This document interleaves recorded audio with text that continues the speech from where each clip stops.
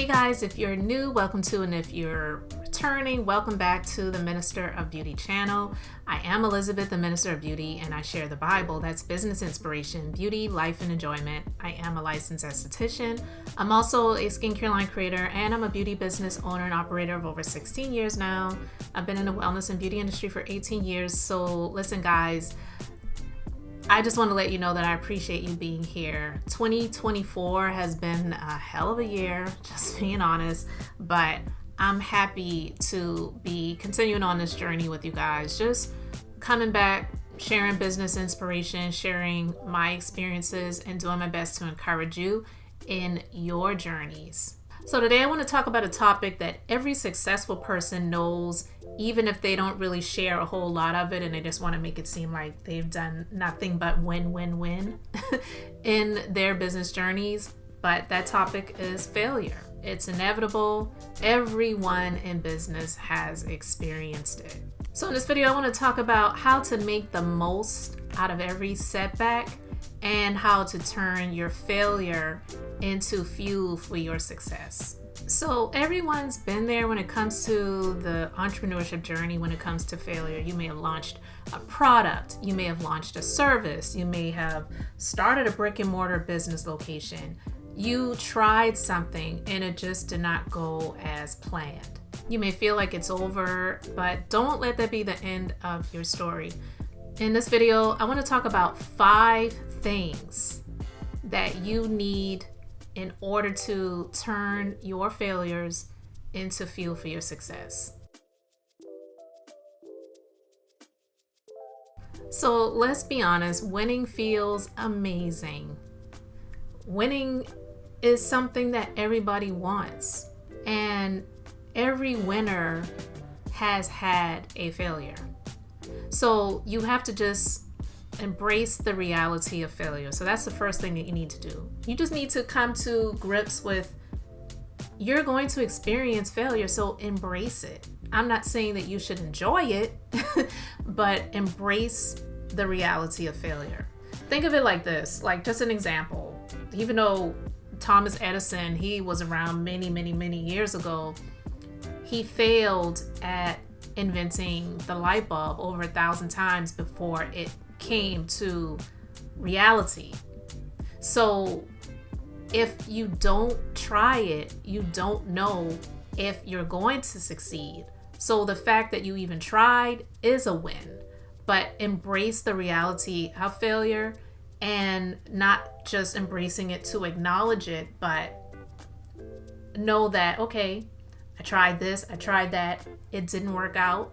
So you can scratch those things so that you don't just repeat the same things over and over again to get the same result, because then that is the definition of insanity, right? Doing the same thing over and over again and expecting a different result. And you're not insane, right? I hope not.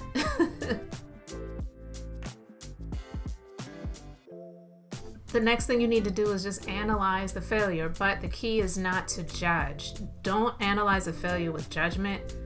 Analyze the failure, making notes specifically of the things that you tried that didn't work out, so that when you're moving forward, you're not doing those same things over and over again. Just to give a quick example, over the years, I have downsized my brick and mortar business. At one point, I had multiple locations, multiple employees, and I've learned a whole lot about people over the years. And I will tell you, sometimes people will make you feel like you are the problem, like you are insane, just for wanting to have certain procedures and standards that are up to par for your business. And sometimes people, if you give them an inch, they'll take the highway. So when I have had to either let go of people, or people have decided to resign or quit, over the years of dealing with these different employees, I'm one of those people where I will be the one to just sit and consider everything, like, what did I do wrong? What was it me? Was it something I said? Was it something that I did?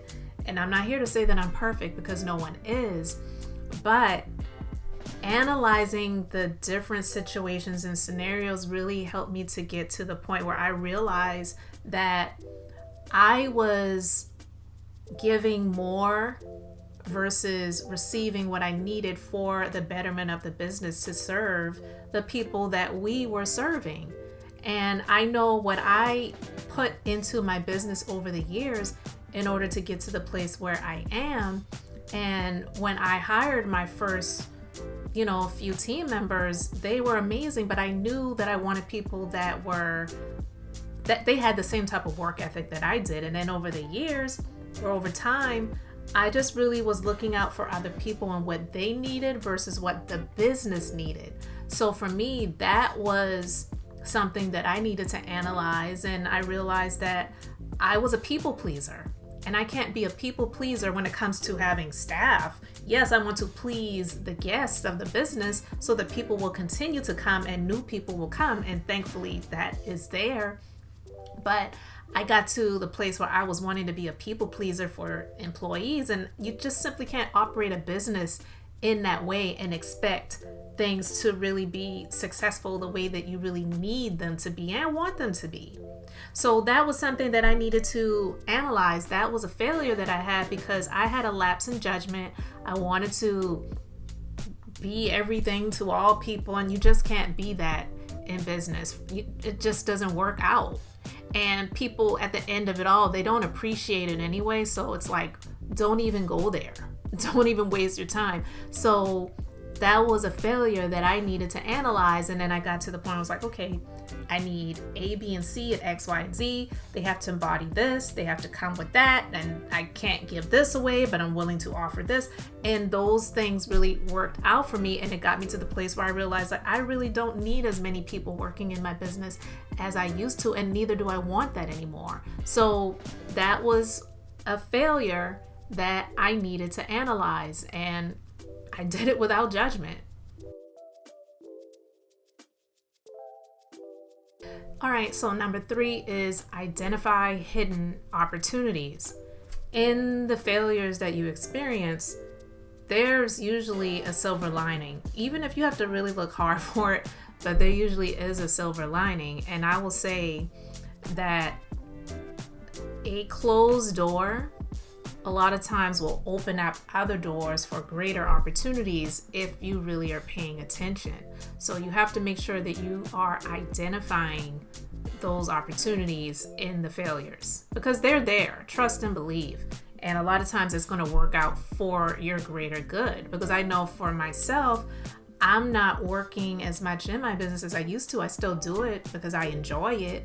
It's something that I still enjoy doing. But I work on the business a whole lot more than I used to when I was working in the business a whole lot more. But that has opened up more opportunities for me to gain even more for the business and not having to be there as much as I used to. So that's just an example. So identify the hidden opportunities in the failures. So after you've done that, number 4 is adjust and set new goals.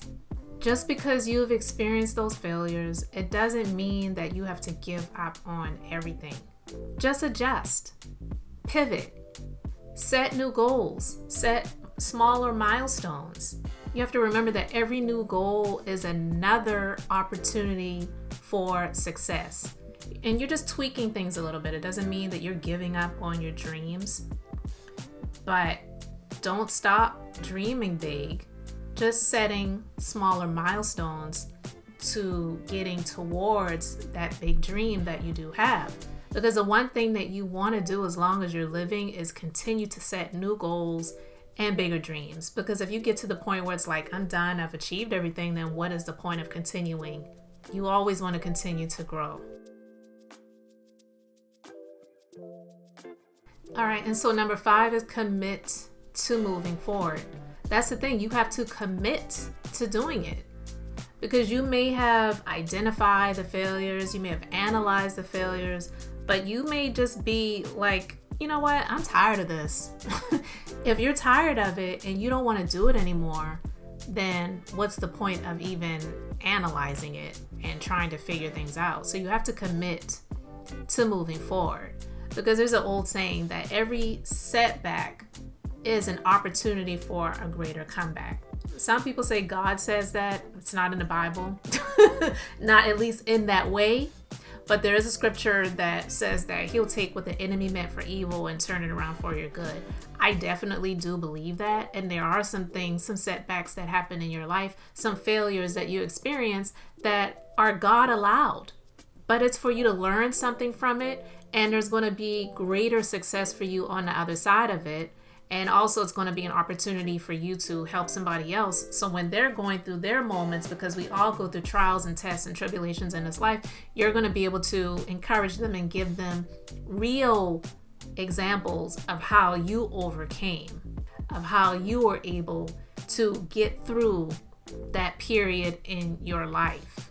You see, when you choose to rise above the failures, you become more resilient, you become stronger, and oh my God, like the opportunities really are endless for you when you're like, you know what, this is something that I went through, that I experienced where I didn't win in this area. I didn't get what I was hoping or expecting out of this situation, but I believe that I can become greater and I can experience greater if I don't give up hope, I don't throw in the towel, and I commit to moving forward. You will become stronger going through it. So just remember, every successful person, every truly successful person has a list of failures that they have experienced and that they have overcome. So you're in great company. So if you've experienced any failures, just let me know in the comment section. You don't have to leave me an essay, but I appreciate you being here, and let me know that you got something out of this video from giving the video a thumbs up. And if you're not subbed to the channel yet, please do go ahead and hit that subscribe button. I'm Elizabeth, the Minister of Beauty, and I share the Bible. That's business inspiration, beauty, life, and enjoyment. So until the next time, I hope and pray you all have an amazingly blessed and beautiful day.